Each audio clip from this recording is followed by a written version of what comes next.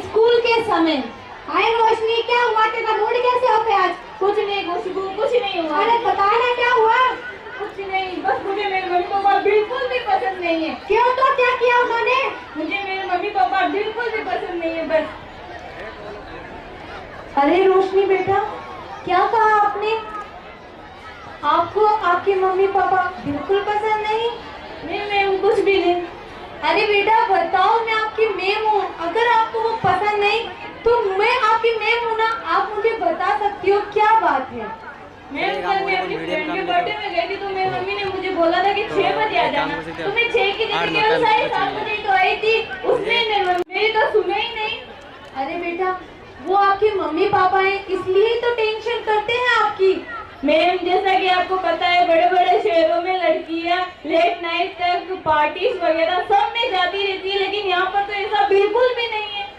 अच्छा, तो आपको लगता है कि उन्होंने बेवजह आप पे गुस्सा किया। चलो मैं आप सबको एक सच्ची घटना सुनाती हूँ, जिससे आपको अपने आप पता चल जाएगा कि उन्होंने आप पर गुस्सा क्यों किया। आप सब भी सुनिएगा। एक बार एक खुशहाल परिवार रहता है, माँ, पिता और एक बेटा। वो परिवार इतना खुशहाल रहता है, एक बार पिता अपनी पत्नी से बोलता है, देखो भाग्यवान, मुझे इस बार बेटी ही चाहिए। ये पूरा संसार बोलता है बेटा वंश है, बेटा वंश है, लेकिन मैं चाहता हूँ इस बार अपने घर में बेटी ही पैदा हो। पूरा समाज उन्हें बोलता रहा, बेटा ही होना चाहिए, बेटा ही होना चाहिए, लेकिन आखिरकार भगवान ने उनकी सुन ली और उनके घर में एक प्यारी सी नाजुक सी बेटी पैदा हुई।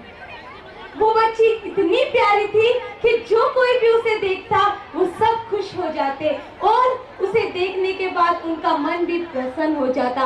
वो बच्ची दिन रात खेलती कूदती रहती और जब भी भागती तो मम्मी उसे बोलती, मेरी शेरनी, मेरी गुड़िया, इतनी तेज ना दौड़ा कर, तू गिर जाएगी।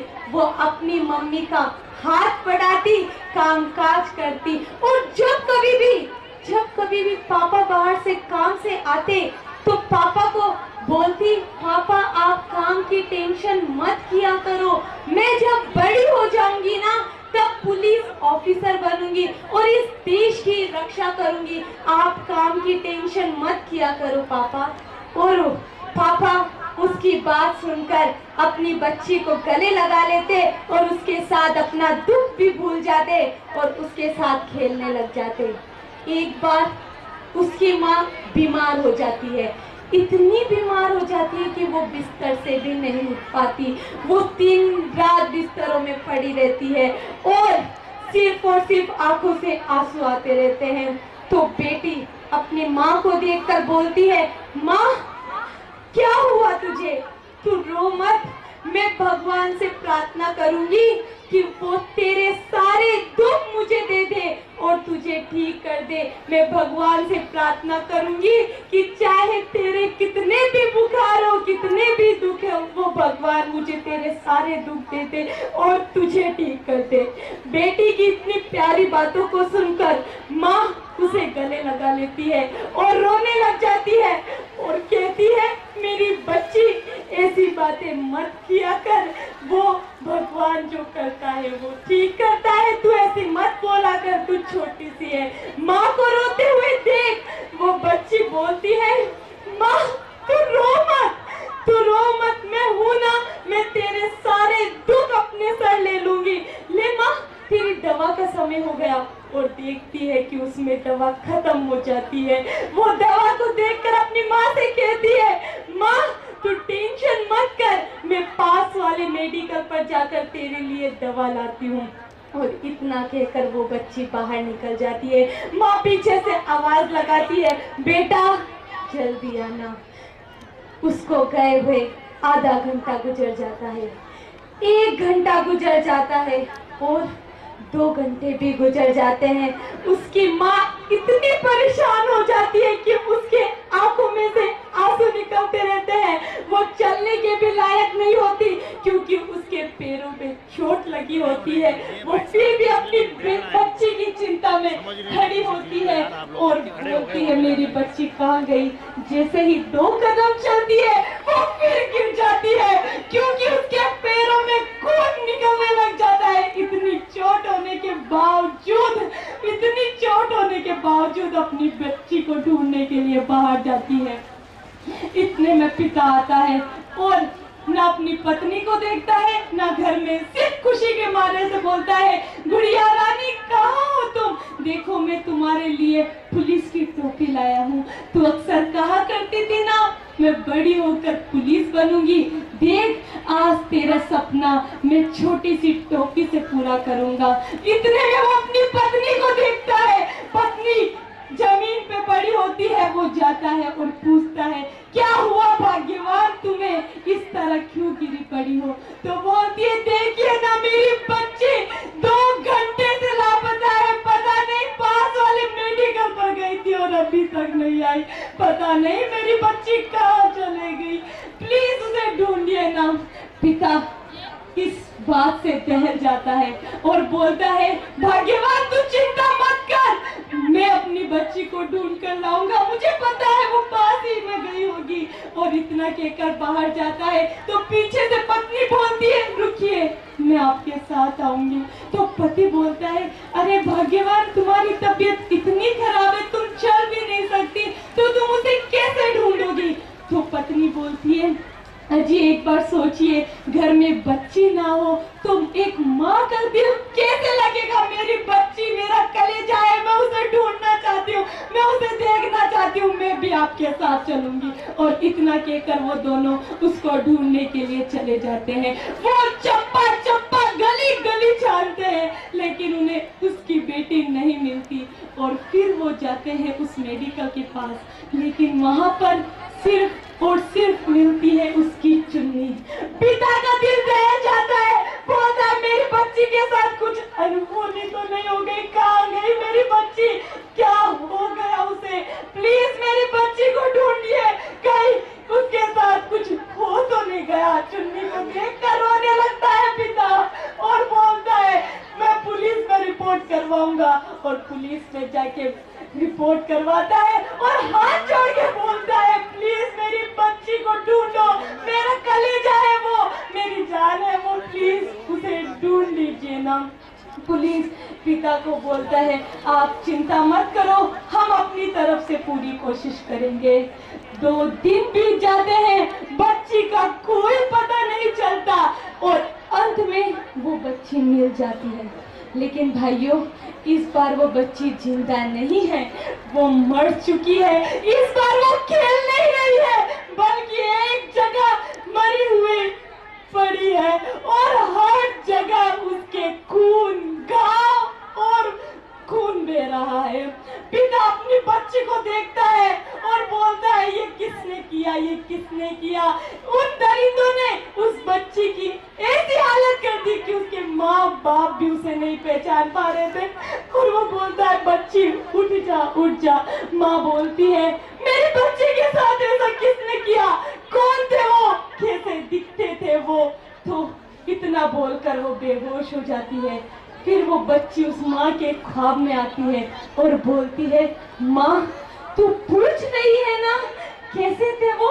मैं बताती हूँ माँ, वो अजीब से दिखते थे, ना जानवर थे ना इंसान जैसे थे, उनके पास कलेजा नहीं था माँ, लेकिन उनके पंख या सींग भी तो नहीं थे माँ। माँ उनके पास खूनी पंजे भी तो नहीं थे माँ, लेकिन उन्होंने मुझे बहुत सताया।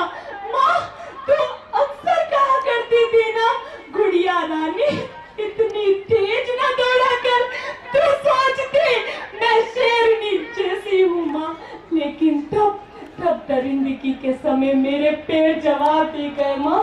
माँ मुझे ढूंढते हुए अब्बू और पुलिस चाचू आए थे, उनसे कहना मैंने उनकी आवाज सुनी थी, लेकिन तब मैं अर्ध मूर्छा में थी माँ। माँ अब्बा मेरा नाम पुकार रहे थे, मैंने बार बार उन्हें अपना नाम पुकारते सुना, लेकिन तब तक मैं मर चुकी थी माँ। माँ, बहता खून अब सूख गया है, घाव भी बढ़ने लगे हैं। उन सब दरिंदों ने मुझे चैन की नींद सुला दी है माँ। इतना सुनकर बेहोश पड़ी माँ अपना दम तोड़ देती है। तो पिता अपनी बच्ची को देखकर बोलता है, मेरी बच्ची, तू तो बोला करती थी ना तू बड़ी होकर पुलिस ऑफिसर बनेगी।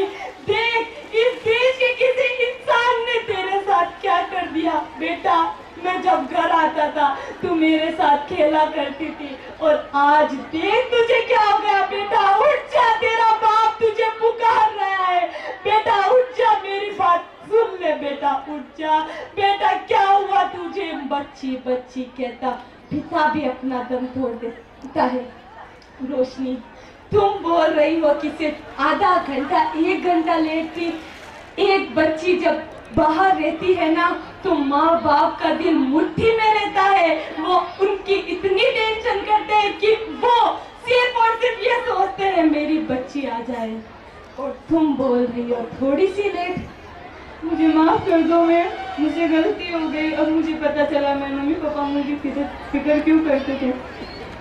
ए समाज, तुम बोलते हो लड़कियों को जन्म दिया जाए, लेकिन जब उनके अधिकार की बात आती है तो तुम पीछे हट जाते हो। पहले कोई माँ बाप एक बच्ची को जन्म नहीं देना चाहते थे, लेकिन आज कोख में जन्मी लड़की जन्म नहीं लेना चाहती। ये सोचकर कि क्या वो इस दरिंदगी वाले समाज में जीवित रह पाएगी। हम सब औरतों की लंबी जुबान के लिए तो बहुत बातें करते हैं, लेकिन फिर एक बात बताइए, कोई भी गूंगी लड़की से शादी क्यों नहीं करना चाहता? है कोई जवाब आपके पास? नहीं ना। मैं नहीं चाहती कि आज मेरे लिए तालियां बजे, मैं नहीं चाहती कि मेरे लिए कुछ भी हो।